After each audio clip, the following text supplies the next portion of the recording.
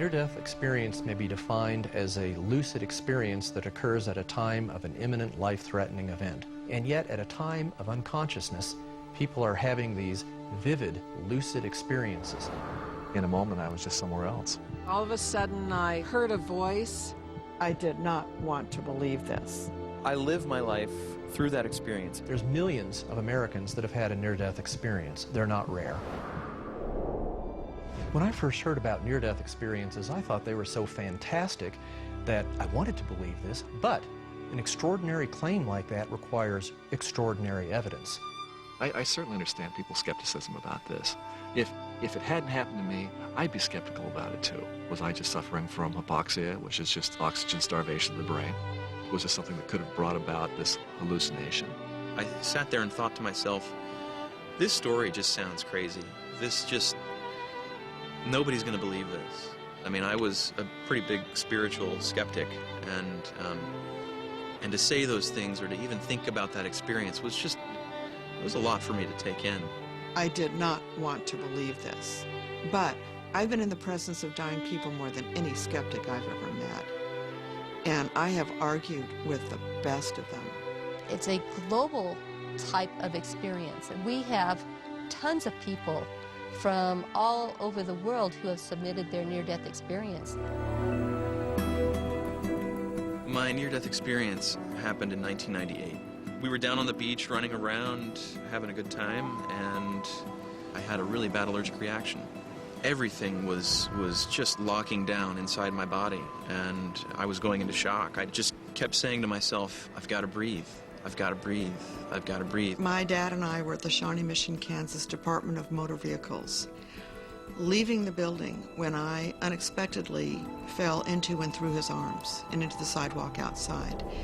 A uniformed nurse happened to be walking by. She determined I didn't have a pulse. I didn't seem to be breathing. I was dead on the sidewalk. I found myself going on this whitewater rafting trip on the South Fork of Payette River in Idaho. Almost immediately, we got into trouble. The raft went perpendicular, and the guys in the front of the raft fell back and hit me.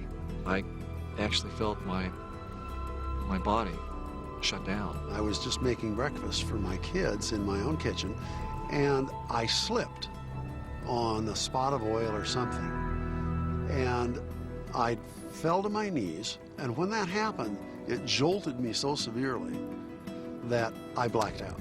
All I knew was when I woke up, I was flat on my back, and I was paralyzed from the waist down. My stomach started to swell up like a balloon. From what the doctors could see, everything just shut down. My heart stopped, my breathing stopped. I just quit on them. I was in the second to the fast lane on the freeway. About 130, zipping along 65. There wasn't a lot of folks out. And I looked down, all of a sudden here's the rear tires of his car, right there.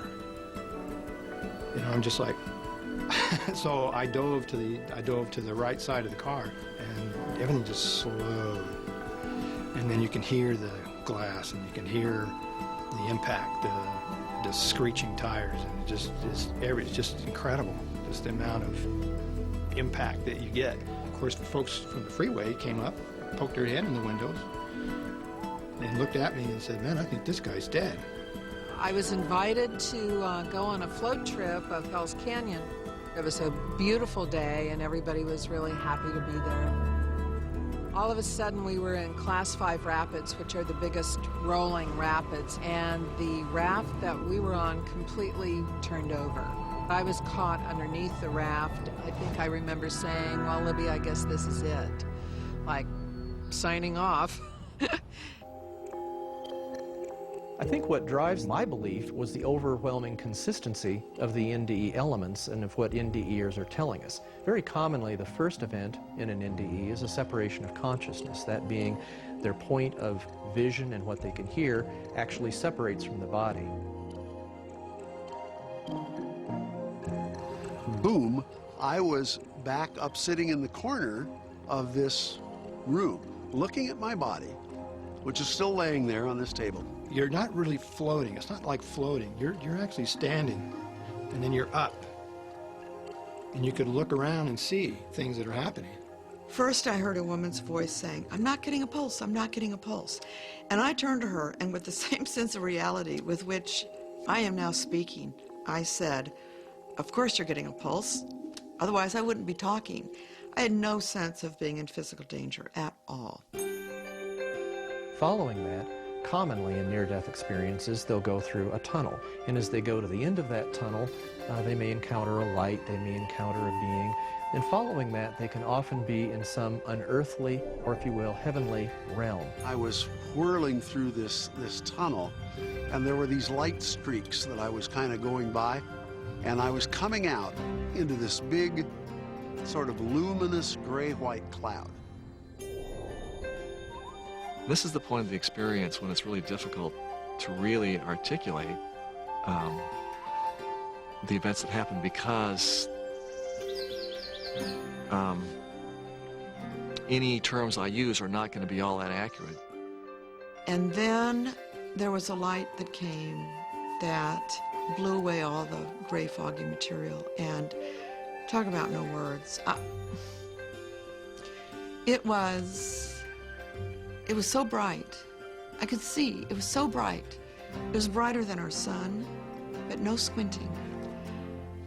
It was all love. It sounds so, I don't know. I have never found a way to talk about this light. It just took my breath away. I just had to sit there for a moment and think about how beautiful this place was. That was the real world there. You know, that was really home. Following that, there's often a life review. Life reviews occur in about a fourth of near-death experiences. The review was everything that ever happened to me, and yet it seemed to happen in just a matter of moments, and I saw it from three perspectives simultaneously. It was as though I was looking through my own eyes, experiencing it again as I first had, and then I was experiencing it through the eyes of everyone with whom I'd ever interacted. And then it was sort of this sort of omniscient viewpoint where I could see everything. I got absolutely no judgment whatsoever. What I got was this tidal wave that hit me of this feeling of unconditional love and acceptance. I began to notice that there was someone in front of me. This person had been with me through every decision that I had made, and it was the most natural conversation when we began to speak. It was the most natural thing in the world to me.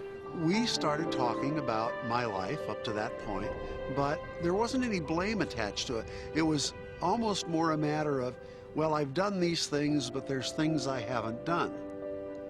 Now, at the same time this is all happening, I am moving around a series of, like, light bins, would be the best way to put it. And I know that if I go far enough around the light bins, I won't be coming back this way. Very often, near-death experiencers will then be involved in a choice as to whether to leave this heavenly, joyous realm that they're in and return to Earth. Someone definitely from outside of me put a question to me that commanded an answer. And the question was, "Libby, are you ready?" The feeling that I was getting was that it was okay, either way. I could die or I could live, and everything's going to be just fine. I was being told that if I went through that window, I would not go back. I was having a great time. I was in heaven. I started to say yes, and then unbeknownst and unexpectedly to myself, out came the answer, "No, I can't go. I haven't finished yet." And it's very, very difficult for near-death experiencers to come to the decision that they're going to return to Earth, often to a world of hurt and pain, recovering from their life-threatening event. And yet, obviously, these near-death experiencers ultimately do decide to return. They want to come back because of some types of lessons that they need to learn, and it's important for them to come back to complete learning those lessons.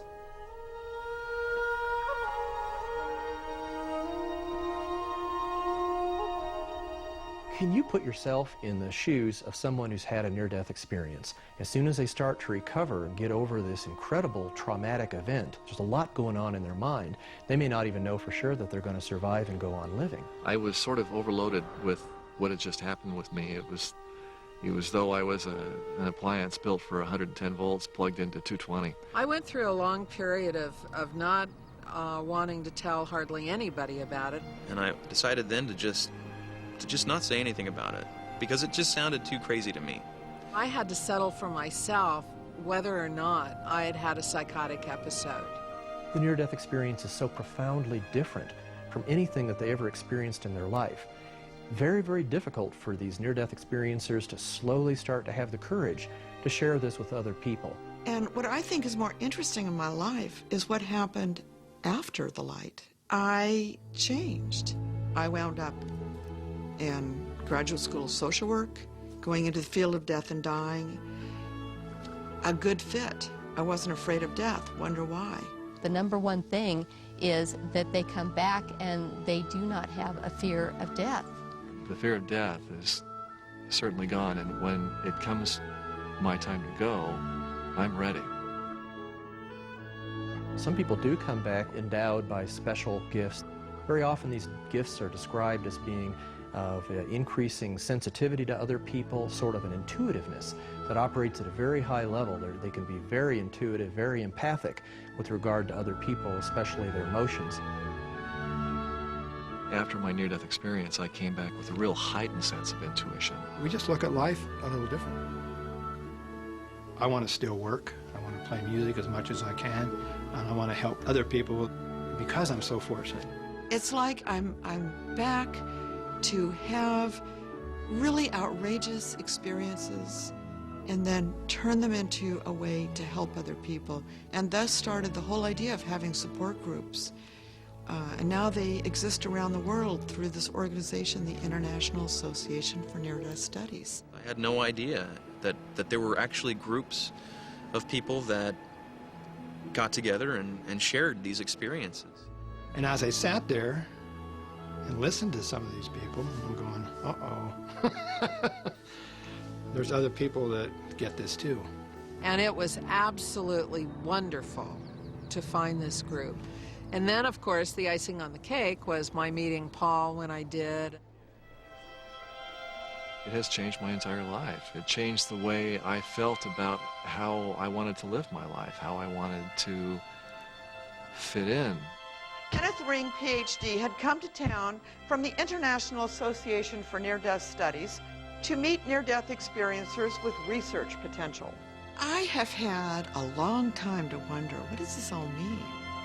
We're all connected on some level. I could see how my life was affecting the world.